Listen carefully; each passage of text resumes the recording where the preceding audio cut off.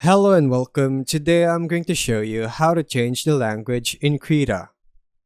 First, open Krita and make sure the program is running. Krita normally starts in your system language, but you can manually choose another.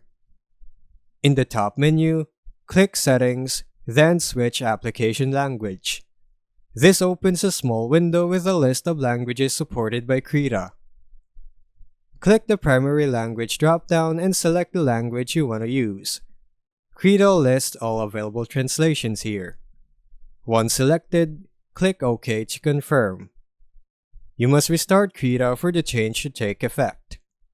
Krita saves the new language setting when you close and reopen the program. After restarting, the interface displays in the language you chose. If your language does not show up or some menus remain in English, it's likely because not all strings are translated yet for that language in the current release. Krita depends on community translations, so some parts may stay in default English. And that's how you can change the language in Krita. Thanks for watching.